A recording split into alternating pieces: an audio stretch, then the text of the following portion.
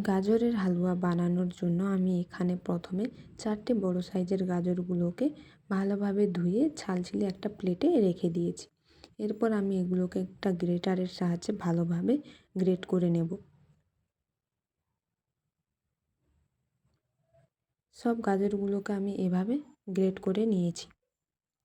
এরপর কড়াইতে তেল গরম করে এর মধ্যে 4টে এলাচ আর কয়েকটা দারচিনি দিয়ে ভালোভাবে ভেজে নেব, যতক্ষণ না এর মধ্যে থেকে একটা সুন্দর গন্ধ বের হয়। দিয়ে এর মধ্যে দিয়ে দেব গ্রেট করে রাখা গাজর, দিয়ে এগুলোকে ভালোভাবে মাখিয়ে নেব। আমি এগুলোকে অল্প আঁচে কিছুক্ষণ ভাজতে থাকবো, যতক্ষণ না এর মধ্যে থেকে গাজরের কাঁচা ভাবটা দূর হয়।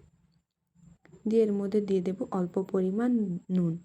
আমি এভাবে গাজরগুলোকে 5 মিনিট মতো ভালোভাবে ভেজে নিয়েছি।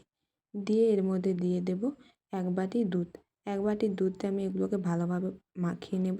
মাখানো হয়ে গেলেই আমি এর মধ্যে আবারও 1 বাটি দুধ দিয়ে এগুলোকে কিছুক্ষণ ভালোভাবে ফুটিয়ে নেব।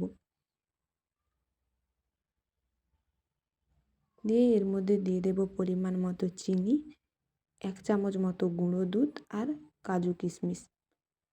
আমি এখানে কয়েকটা চিনেবাদামও দিয়েছি। দিয়ে এগুলোকে ভালোভাবে মাখিয়ে নেব। আর আমি এগুলোকে সবসময় এভাবে নাড়তে থাকবো, যাতে না কড়াইতে এগুলো লেগে যায়। দুধটা ভালোভাবে শুকিয়ে গেলেই আমি এর মধ্যে অল্প পরিমাণ ঘি দিয়ে ভালোভাবে মাখিয়ে একটি প্লেটে নামিয়ে নেব। রেসিপিটা ভালো লাগলে তোমরাও বাড়িতে একবার ট্রাই করো।